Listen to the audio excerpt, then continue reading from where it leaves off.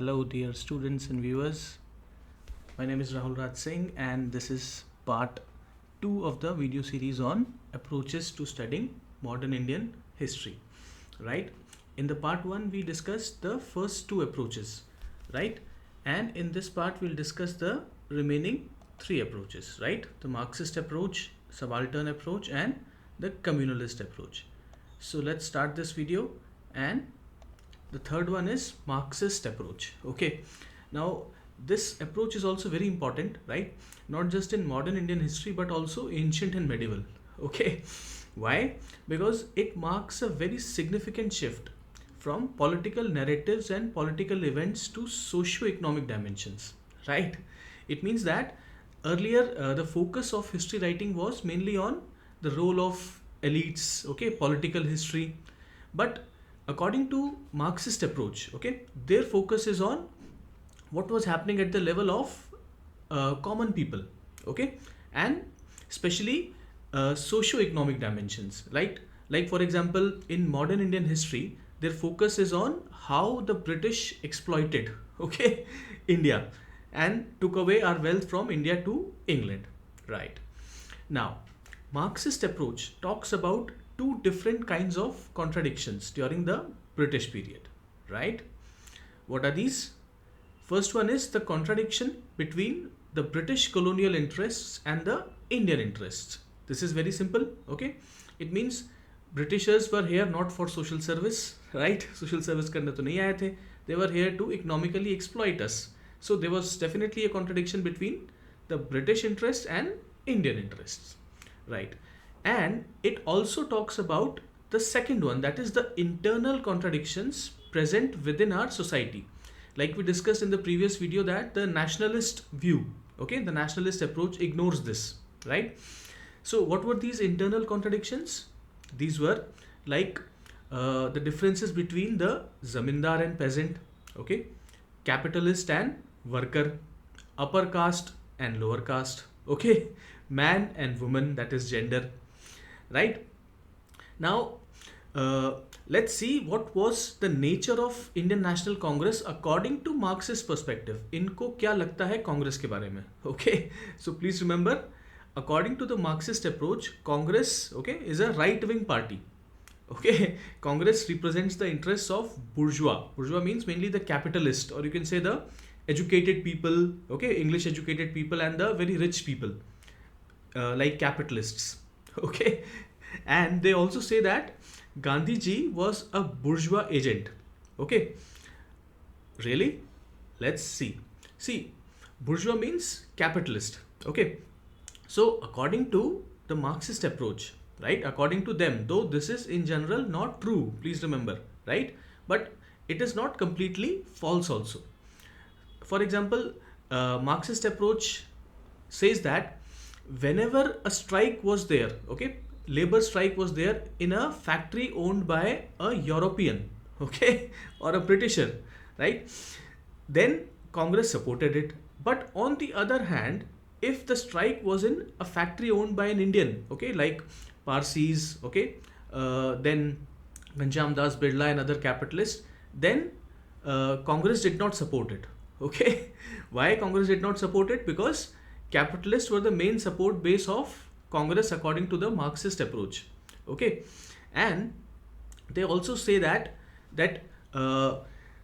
Indian National Congress did not want the Indian national movement to be truly a mass movement. वो नहीं चाहते थे कि एक truly mass character को acquire कर ले. Why?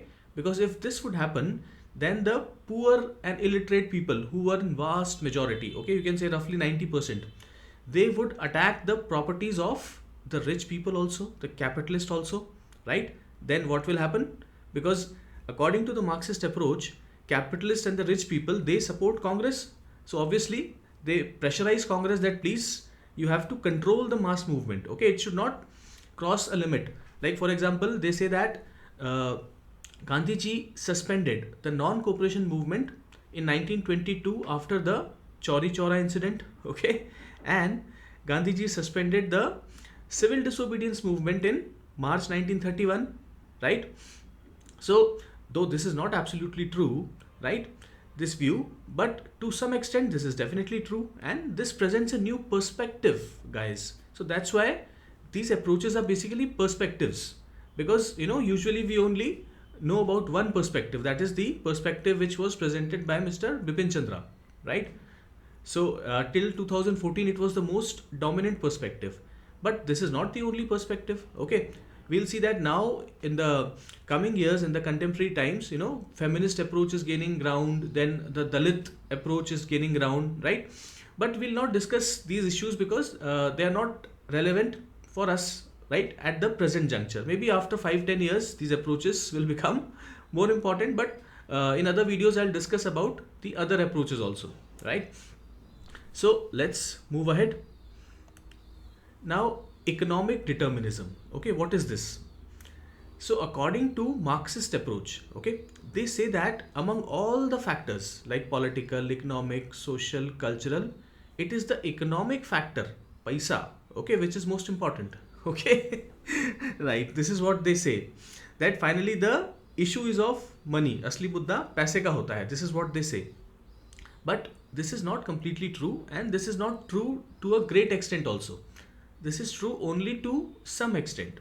Okay, for example, issues like caste based discrimination, gender based discrimination, okay, then racism, okay, then role of religion. So these aspects cannot be explained by just the economic factor, right? That's why the neo-Marxist, okay, they do not believe in this economic determinism. So orthodox Marxist, they believe in economic determinism. Like for example, in the next approach we will discuss Antonio Gramsci. Okay, so he is considered a neo-Marxist, and he rejected this economic determinism, not completely, but to some extent he rejected this, and he said that cultural factors are very, very important, and capitalist governments and the capitalist, they use cultural factors to exploit, okay, the masses, right? So now, limitations of Marxist historiography. Okay, so like for example, it gives excessive emphasis on economic classes in class conflict that we discussed, okay, that their maximum focus is on economic issues, however gives only limited attention to other bases of social stratification. Okay, जो society में stratification के दूसरे आधार होते हैं, other basis, okay, like caste and gender, इनको ये ignore करता है. Then it gives limited attention to the impact of cultural factors. Okay, so इसको हम आगे जो थर्ड वाली अप्रोच है उसमें डिस्कस करेंगे, subaltern approach, right. The subaltern approach is also known as history from below perspective, okay, aka.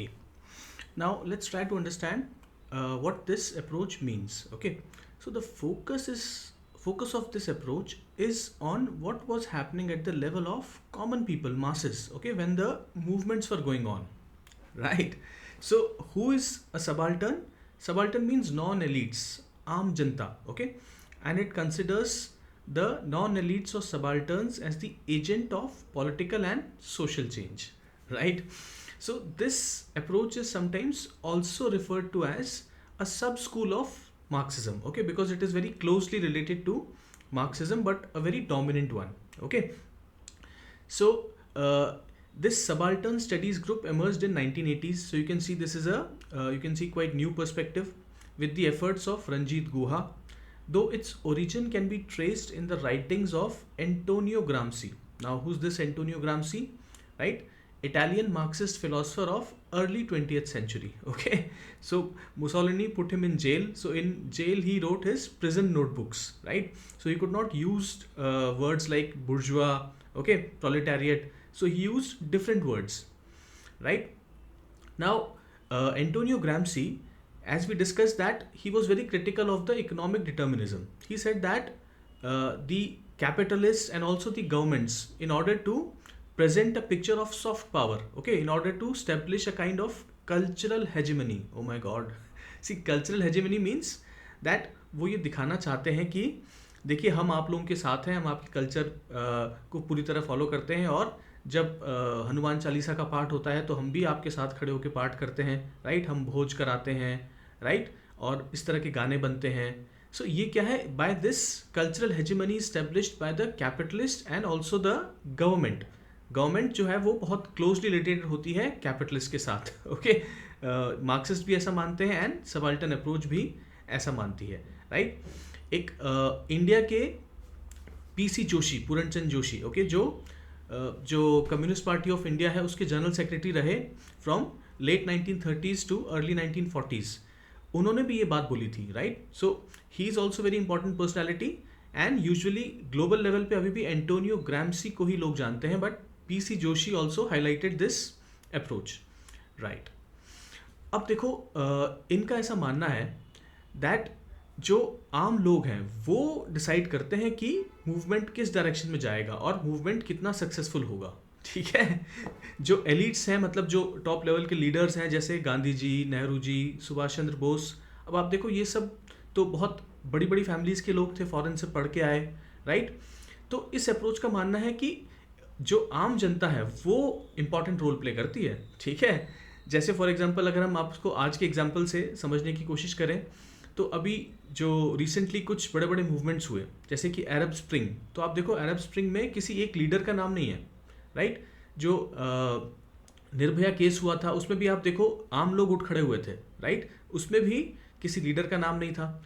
अभी जो ओल्ड राजेंद्र नगर वाला मूवमेंट था 28 जुलाई 2024, उसमें भी आप देखो स्टूडेंट्स खुद खड़े हुए, राइट। तो ये जो सबाल्टर्न अप्रोच है कुछ मामलों में ये बहुत अच्छे से चीज़ों को एक्सप्लेन करता है, बट प्लीज रिमेंबर, ओके, ऐसा पूरी तरह सच नहीं है हर केस में, ओके, क्योंकि लीडर्स का रोल काफ़ी इंपॉर्टेंट रहा है, दैट विल सी, हम इसको देखेंगे आगे क्लासेस में, और अभी भी इसको हम समझने की कोशिश करेंगे by taking the example of Gandhi जी।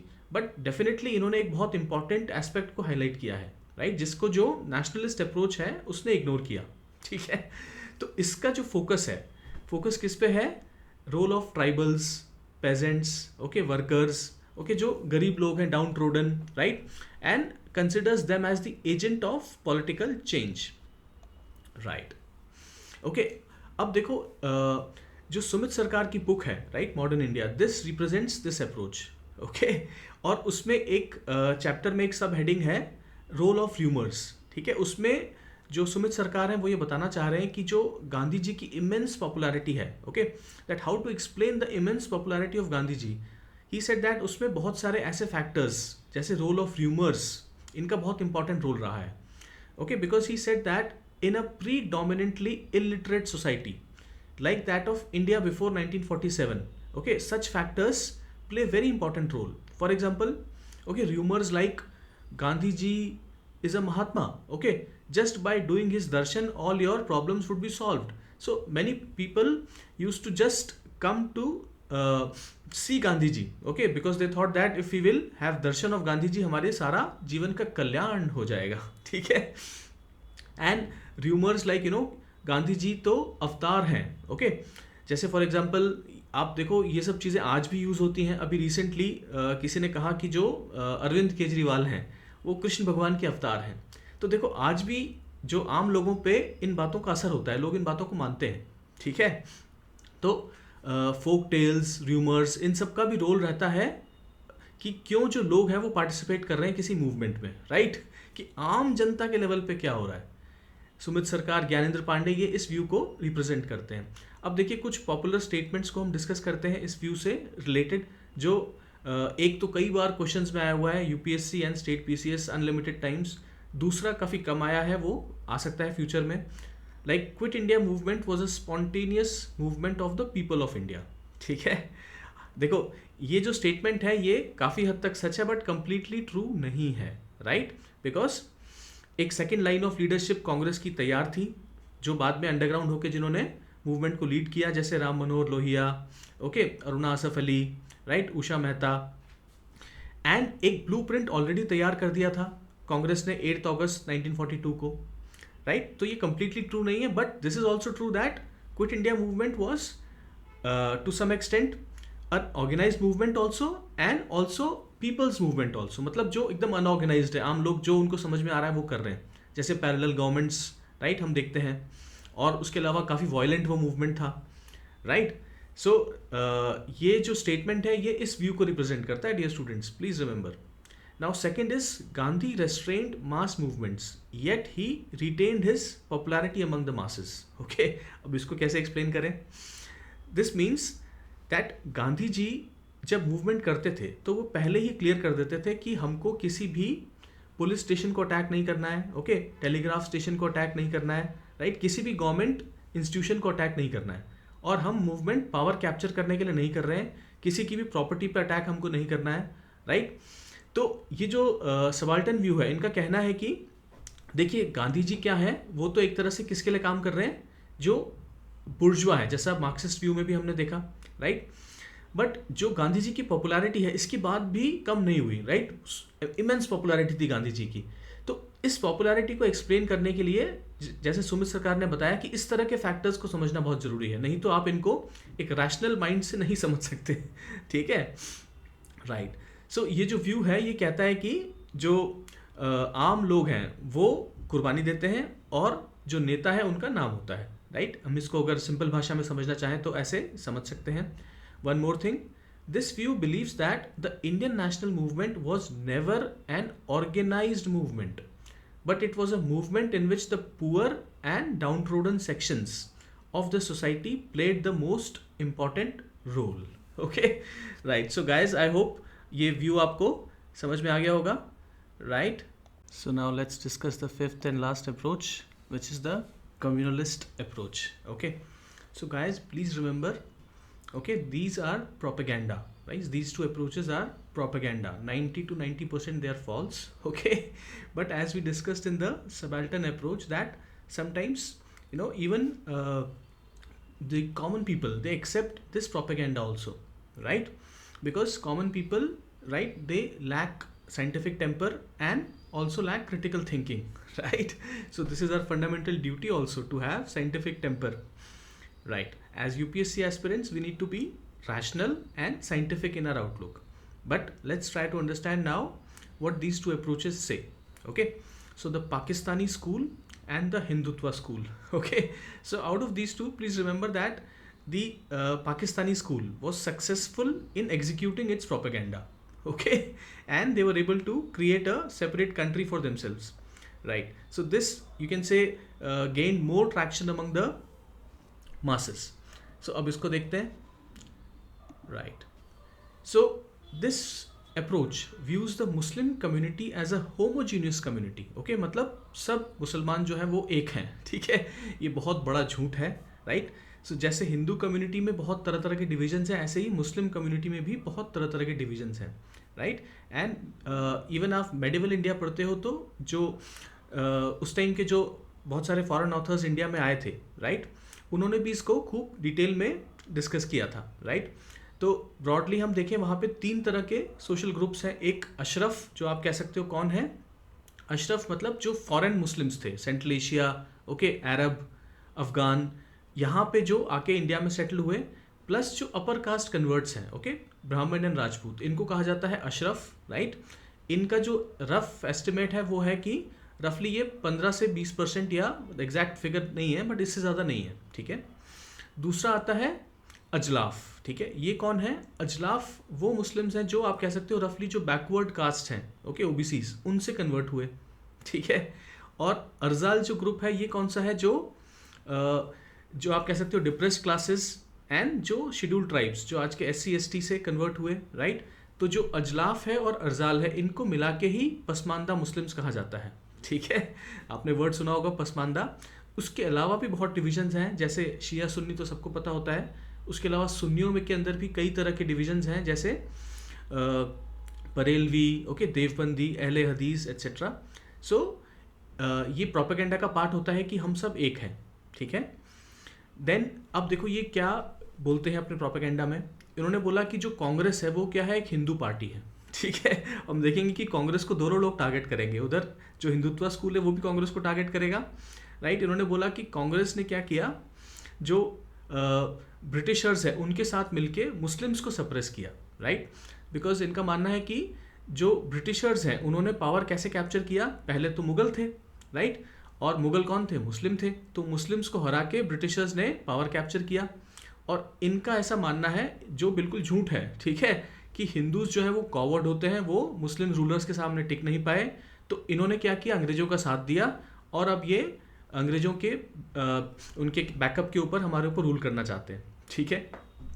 और इस व्यू का एक आप कह सकते हो इनका जो एक सक्सेसफुल प्रोपेगेंडा था, जो सक्सेसफुल रहा, दैट हिंदूज और Muslims are separate nations. Okay, इन्होंने बोला कि दोनों में कुछ भी कॉमन नहीं है, दोनों एकदम अलग अलग नेशंस हैं। ये जिन्ना की स्पीच भी है, राइट, जो लाहौर सेशन है उसमें जिन्ना ने बोला था कि हम दोनों में कुछ भी कॉमन नहीं है, राइट, और एक का जो हीरो है वो दूसरे का विलन है, ठीक है। अगेन ये सब झूठ है, बट ये सब इमोशन में आके लोग इन बातों को कई बार मान लेते हैं, जैसा कि पाकिस्तान मूवमेंट में हुआ।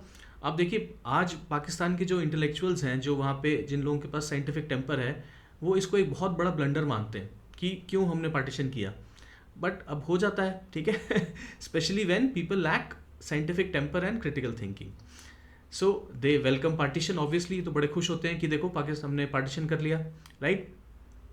ये प्रेस करते हैं मेडिवल पीरियड को, राइट। ये बोलते हैं कि जो मेडिवल पीरियड था वो गोल्डन पीरियड था, ओके। और मोहम्मद बिन कासिम, राइट, यहाँ से तो पाकिस्तान की हिस्ट्री स्टार्ट होती है, वहाँ से स्टार्ट करते हैं, राइट। देन गजनी, गौरी, आप देखो ये सब प्रोपेगेंडा पाकिस्तान में आज भी चलता है, राइट। तो सर सैयद अहमद खान, इनको हमने आगे डिटेल में डिस्कस करेंगे, पहले भी डिस्कस किया है मैंने, राइट। ये इनको माना जाता है एक तरह का father of two nation theory, ठीक है। ये जो टू नेशन थ्योरी है, इसका जनाजा निकल गया 1971 में, ठीक है। और ये एकदम झूठ थी। पाकिस्तान में इतने तरह तरह की एथनिसिटीज़ हैं, राइट। सिंधी अलग कम्युनिटी है, उनका कल्चर है, लैंग्वेज अलग है। बलोच एकदम अलग है, उनका कल्चर लैंग्वेज अलग है, राइट। तो पंजाब में बेसिकली जो पाकिस्तान में जो पंजाब है, ओके, पंजाबिस्तान भी उसको कभी कभी ऐसे है कहते हैं, राइट, उसी का डोमिनेशन होता है। पॉलिटिकल पावर उनके पास है, इकोनॉमिक पावर उनके पास है, पुलिस, मिलिट्री, ब्यूरोक्रेसी, राइट। सो ये सब प्रोपेगेंडा था जो सक्सेसफुल हो गया, राइट। और जो सैयद अहमद खान है, राइट, इनको हम और डिटेल में डिस्कस करेंगे। ये ऐसा बोलते थे कि जो बंगाली बाबू है, राइट, वो क्या होता है, बहुत डरपोक होता है। अगर उसके सामने आप कटार निकाल दो तो वो टेबल के नीचे छुप जाएगा। अगेन एब्सोल्युटली फॉल्स, एकदम प्रोपेगेंडा। लेकिन क्या होता है, लोग मान लेते हैं इन बातों को कई बार, क्योंकि उस टाइम पे क्या था, बंगालीज का डोमिनेशन था, ज़्यादातर जो गवर्नमेंट पोस्ट थी उनके हाथ में थी, तो जाहिर है सैयद अहमद खान को ये बात पसंद नहीं थी, ओके। सो ये सब प्रोपेगेंडा होता है, but we have to study all this. अब देखते हैं Hindutva school. Again same thing, they view Hindus as a homogeneous group. इनका मानना है कि कोई कास्ट बेस्ड डिस्क्रिमिनेशन नहीं है, ये सारा जो कास्ट का इशू है ये तो अंग्रेजों ने स्टार्ट किया, ओके। 1870s में इन्होंने सेंसस शुरू किया, उसके बाद से ये सब कास्ट वाला इशू आया। हमारे यहाँ तो कोई सिस्टम ही नहीं था, राइट। हम तो वर्ना बेस्ड सोसाइटी है, और वर्ना भी बर्थ बेस्ड नहीं था, ठीक है। वो क्या है, ऑक्यूपेशन बेस्ड था, राइट। जैसा कि हम जानते हैं केवल ऋग वैदिक टाइम में था, राइट। लेटर वैदिक टाइम से क्या हुआ था, जो वर्ना था वो बर्थ बेस्ड हो गया था। तो ये भी बात एकदम सच नहीं है, प्रोपेगेंडा है, राइट। इनका ये मानना है कि हमको इंडिपेंडेंस तो मिली 15 अगस्त 1947 में, लेकिन हम गुलाम कब हुए, ठीक है। हम गुलाम कब हुए, 711 या 1192, जब मोहम्मद बिन कासिम ने सिंध को कैप्चर किया, और जब मोहम्मद गौरी ने पृथ्वीराज चौहान को हराया, ठीक है। अब strongly opposes the appeasement policy of Congress. Congress को तो दोनों टारगेट करते हैं, ठीक है। इन्होंने बोला कि कांग्रेस क्या करती है, इनको कांग्रेस के जो रूलर्स हैं इनको राज करना है, तो ये क्या करते हैं, मुस्लिम्स के साथ हाथ मिला लेते हैं और ब्रिटिशर्स के साथ हाथ मिला लेते हैं, ताकि इनको किसी भी तरह से रूल करना है। 1916 में इन्होंने लखनऊ पैक्ट में सेपरेट इलेक्टोरेट्स को मान लिया, फिर जो खिलाफत इशू है उसको मान लिया, ठीक है, राइट। ये बोलते हैं कि ये क्या करते हैं, हिंदू जो मेजॉरिटी कम्युनिटी है उसको सप्रेस करना चाहती है कांग्रेस। अगेन ये पार्टीशन को अपोज करते हैं, वेरी ऑब्वियस, क्योंकि अखंड भारत, राइट, चाहते हैं तो भारत माता के टुकड़े कर दिए, तो उसको तो कैसे कह सकते हैं कि ये सही है, राइट। इनका तो मानना है कि जो अखंड भारत है वो हिंदू कुश से लेके पूरा बे ऑफ बंगाल तक है, right. Then praise the ancient period. Ancient period को गोल्डन पीरियड दिखाया जाता है, sometimes Vedic period, sometimes Gupta period, right. So यहाँ पे डियर स्टूडेंट्स होता क्या है, 90 to 95% चीज़ें फॉल्स होती हैं, और आप कह सकते हो हार्डली 5-10% बातें सच होती हैं, but because people lack scientific temper, so they fall prey to all this propaganda, right? So I hope dear students, आपको ये सारे व्यूज़ समझ में आ गए होंगे. So will meet in next video. Thank you.